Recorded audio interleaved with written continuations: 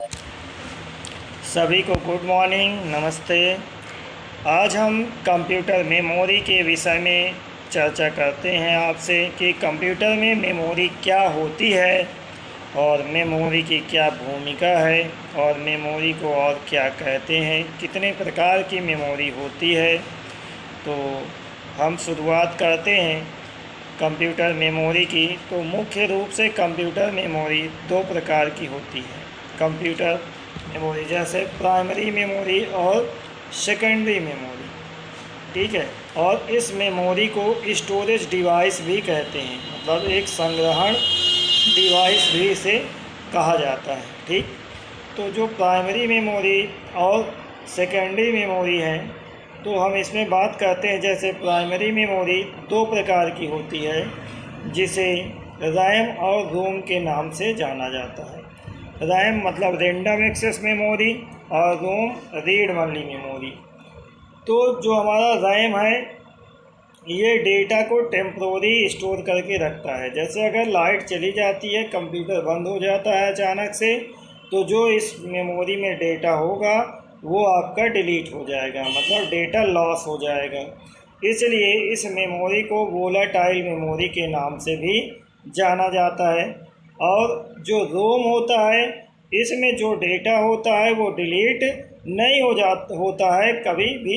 जैसे लाइट चली जाए या कंप्यूटर बंद हो जाए, फिर भी इसमें डेटा जो रहेगा वो डिलीट नहीं होगा। इसलिए इसे नॉन वोलेटाइल मेमोरी कहा जाता है, ठीक है।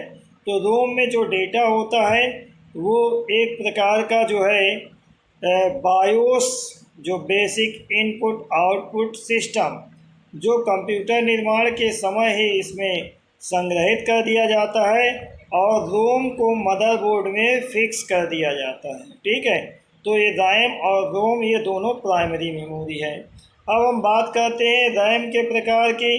तो रैम दो प्रकार के होते हैं, एक स्टैटिक रैम और एक डायनेमिक रैम, ठीक। और जो रोम में तीन प्रकार की, जैसे पी रोम, ई पी रोम और ई पी रोम। जो पी रोम होता है ये प्रोग्रामेबल रीड ओनली मेमोरी, और ई पी रोम मतलब erasable programmable read only memory, और E P ROM electrically erasable programmable read only memory. जैसे जो पी रोम होता है, इसमें एक बार प्रोग्राम किया जा सकता है, और ई पी रोम में उससे बार बार आप प्रोग्राम कर सकते हैं और उसे इरेज कर सकते हैं। और ई पी रोम में भी आप प्रोग्राम को इरेज कर सकते हैं, दोबारा लिख सकते हैं।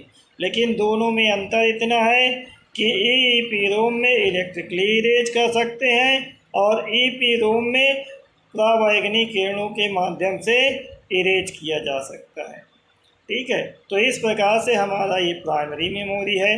जैसे बात करते हैं सेकेंडरी मेमोरी की, तो इसे हेल्पिंग मेमोरी या सहायक मेमोरी के नाम से भी जाना जाता है।